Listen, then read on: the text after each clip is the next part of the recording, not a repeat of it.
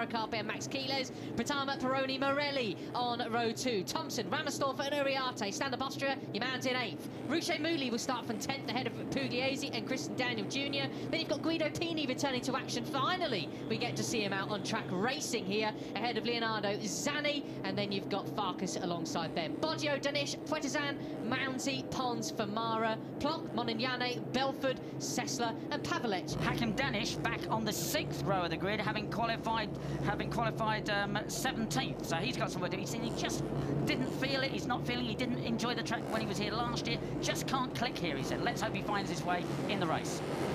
So we're looking forward to 16 laps of Red Bull MotoGP Rookies Cup action here. The lights go out, and Rico Sermella gets a good drive, but it's the number 83 of Alvaro Carpe who's going to lead up the road into the first corner, with Rico Sermella on the 27 in 2nd place. Absolute textbook start that from Alvaro Carpe, off like a shot he was. The number 54, Veda Pratama, got a great jump, but I'm not sure what happened as he fell back into the pack, away from that 4th place. Here they come to 2A and 2B. Carpe into the lead. The inside. Who was that up the inside trying to make the move there? I think it may... Quiles. It may have been Quiles. Yes, it is Quiles. He tried to make a move on Morelli, couldn't do it. Peroni is there as well. Uriarte still down in 8th place. Maruche Moodley's made a good start, up from 10th to 7th as well. This is a key overtaking spot into turn 4. Downhill braking, slightly off camber at certain points as well. Very, very difficult corner to manage and not collect a few riders as you try and go up the inside. But seemingly all safely flew as well. Now we're into the flowing section of the circuit, into turn 6. Back into 3rd gear here, before a quick burst of acceleration, just briefly up into 4th, and then back into 3rd again for the second part of the left-hander. So crucial to get through here as you change through from 3rd to 4th to 5th on the exit of there, and so you've got to get it absolutely right to get the drive over the hill up into 6th gear and 200 kilometres an hour, 126 miles an hour. Look at this, Rico Sermella into the lead then, ahead of Alvaro Carpe. Marco Morelli there in 3rd place then, up from 6th. A good start for him. That was from him. Superb from Quiles, but it's Rico who will lead over the line for the first time. Yes, on the 83 there of Alvaro Carpe in 3rd place. But it is still Sermella with the advantage. Morelli up into 3rd. Brilliant stuff. Well, if you cast your minds back to some 6 weeks ago or so, race of Mounty there with another great save. He had a cracker of one in Jerez at the start of the season. So that's 2 for 2 for Sully. Yeah, well, as long as he's still on board. And it is still Rico Sermella that leads. But Alvaro Carpe's got ideas under the brakes. They go back from 200 kilometres. The inside of Rico Sermella as well then, and Morelli just behind them, trying to stalk all the way. That was a pretty daring overtaking move from Quiles down into turn 4. He got a little bit unsettled, and I tell you what, Morelli's one of the best breakers in this series as well, so that was a hard effort to get through on him. We are looking ahead. I think that was from Uriarte in 8th position. He's now behind Christian Daniel Jr. in 9th now. Right, so now last year, it really was the place that he just jumped into the limelight. Did absolutely superbly, did most of the leading. He, as I say, won one race and he got a second in the other. So he knows what it takes to win around here. So 145.9 is the new lap record, although actually it's gone to Pini, 145.6 there. So he returns to action, does the 94 Italian. He's in 13th spot at the moment, but that just shows how fast the pace is here with everybody throughout the field at the moment. And Veda Pratama on 54, and somebody's taking a shortcut. Christian Daniel Jr.'s taken a shortcut there. And he's got to make sure that he doesn't gain an advantage, otherwise he'll be out for a long lap penalty. That's already happened this afternoon in the MotoGP race.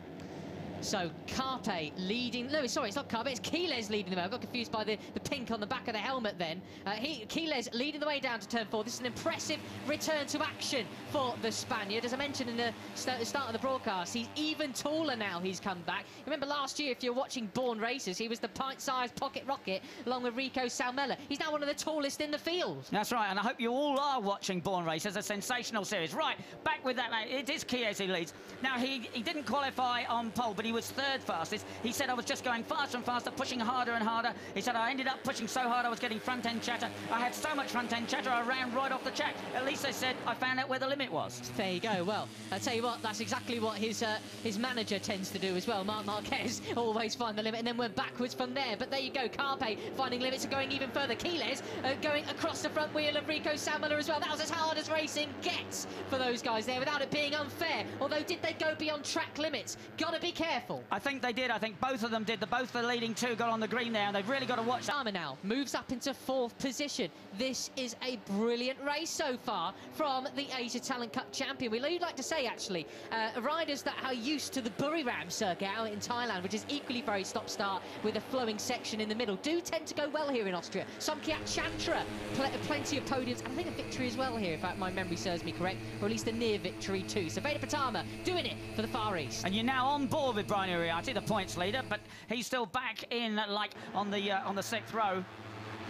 Right, fastest lap to Uriarte. He's turned the wick up now. He's going to come back to battle this. This is getting a little bit hairy now, with some of the riders getting very keen. As Ruche Moodley now punts Veda Pratama way back then. As you see, we got a long lap penalty for Gosh, Morelli really cut across the front of Rico Salmela, then carrying all the speed as him and Carpe now begin the chase to catch Quiles back up on turns 2A and 2B. Carpe now has a track limits warning as he gets overtaken by Morelli in 2nd place. Morelli says, playtime's over, lads. This is exactly, actually, by the way, what we saw Morelli doing in the British Talent Cup last weekend. First few laps, he was just sort of seeing the state of play, seeing what sort of moves people were playing. Then he moved his way to front, checked out. That's Ruche Moodley down. That's gutting. He was doing so well. I'm really sorry to see that. Bless him.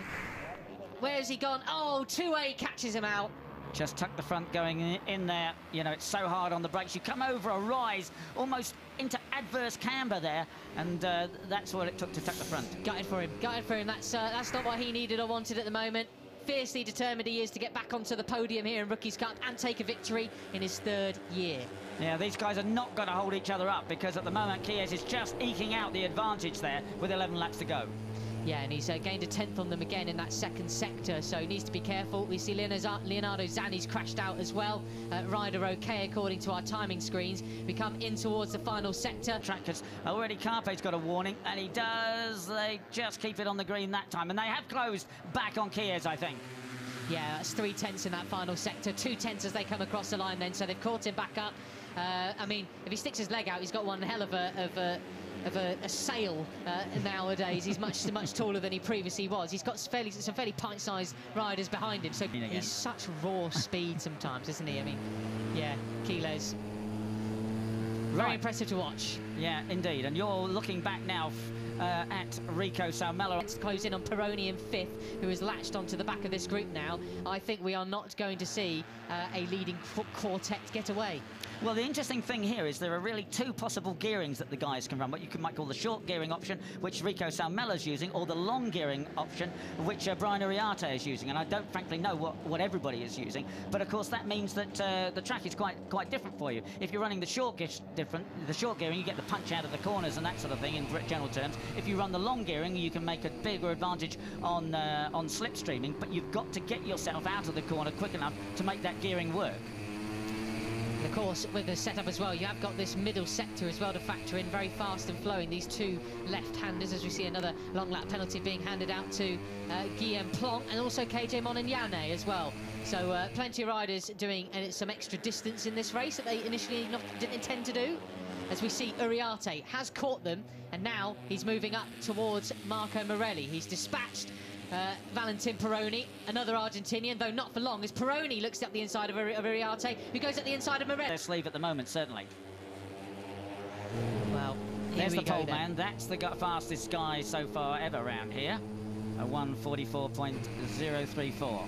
Tell you what, these first 8 laps have been pretty frantic, haven't they? I mean, I'm pretty tired just watching this, to be honest, at the moment, as we are on board with Uriarte, trying to make a move up in towards 3rd. Up the inside, says, no, you don't, thank you very much. That is mine.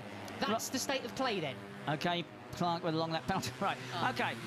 So now, you know, if we're talking about, are you worried about tyre wear? Are these guys saving their tyres, of course? In qualifying, Rico Salmela set that record time in lap 6 of 11, but Max Quiles sent his lap on 11 of 11. So, you know, he had no problem going fast at the end, nor did Valentin Peroni. He set his 5th place qualifying on 11 of 11. So it seems that the tyres will go the distance. And they are all slower on that lap, though. Half a second slower than they were previously. Peroni was the quickest of the front group in with a... Oh, no, so it was Veda Pratama was quicker with 1:45.072. Veda has also got a scuff on the back of his leathers as well, near his bum. It looks... Up into 4th before back to 3rd again, and then you've got to get the drive right through 3rd, 4th, 5th. So we got another long lap penalty in. It's for Christian Daniel Jr. and Joel Pons then. Christian Daniel, number 70, in 9th place at the moment. He's leading that little chasing pack as Quiles goes wide again. Reminder that he's got that track limits warning already. That could well be a long lap penalty for the 28. And he can't afford that. He's there in 2nd place and he's closed on Carpe, but that won't do him any good at all if he's got to go to the long lap. The only variable is that you do have a, as you see, Pini going in the long lap penalty. There are sensors there. It is possible not to trip the sensor, although he did. Max Quiles has a long lap penalty. There we go. Total disaster for him, but he should have seen it coming because he's been off the tarmac now. Is effectively in 2nd place. Did get a shake on. My goodness gracious. Pratama, that was brilliant. Quiles looking towards the side. He's going to have to do the long lap penalty. He needs to swerve over, but safely. He does. He goes to the long lap penalty. How will he manage it? Valentine Peroni goes up the inside to try and take the lead there, and a long lap penalty for Quiles. He goes from effectively like 2nd place back to where? He's out of the win then. That's him done. Quiles, he will not be winning this race. He is outside. He's 11th, I believe, at the moment. That is his win. Or is he not? It's absolutely dynamite from the young lad on the 54. And Peroni is in 2nd place, ahead of the 83 of Alvaro Carpe. You really have got pretty well the best of the best in rookies up there at the moment. So all these riders pretty much are well inside the top 10 of the championship. They have eked ahead. They are just that leading group, and they are all fighting for this victory today. And you're on board with Brian Iriarte, the cup leader, who's back in 6th place. He's got work to do. There are only 2.5 laps remaining. Yeah, exactly that. If you want to win it, you got to get a move on. How much of their tyres have they used? The pace is still mid to low 145s. That is nearly a second slower than what Iriarte was putting in earlier on. Yeah, and slower than Mello. I thought he'd got something up his sleeve, but maybe he's still struggling to get the best out of the circuit. Hakim Danish's race just goes from bad to worse. Another long lap penalty for him. Goodness me, this is... Yes, he knows that this is the battle for the points lead. This is the battle for the championship. They're in 3rd and 4th place, while Carpe and Morelli deal at the front. Here we go, Peter. Morelli, will he outbreak him? He looks for the inside. This is it. We've got to focus on the win, guys. Morelli on the inside. But will he drift right? And Carpe comes back underneath him on the run down the hill. Someone's down. Morelli leads, though, into the final corner. But will he get out? Can he start? Oh, but no, it's going to be Carpe. Who's it? Surely it's Carpe. It's going to be Carpe. He's going to win this one. He got the drive. Brilliant. What Alvaro a win. Carpe won it. He got the drive superbly to pass Morelli on the run out. Quiles 3rd. How on earth did he do that? Well, it wasn't quite a miracle, but it was very impressive, and it was Vader who went down. Oh, the poor lamb. He was so on for a great result. But, Peter, we've got to talk about Alvaro Carpe and Morelli. And Quiles. And Quiles. But, wow. But yeah. I wish we could have seen more of the leading duo, because clearly that was an unbelievable final corner from both of them. It was, wasn't it? Absolutely to the max. And I mean, just, you know, Morelli did it. He was incredibly quick, but Carpe just had that perfect drive. Oh. Perfect drive. And even Morelli, you can tell he's not that miffed, because he shook his fist as in, I'm pretty sure that was him going, wow.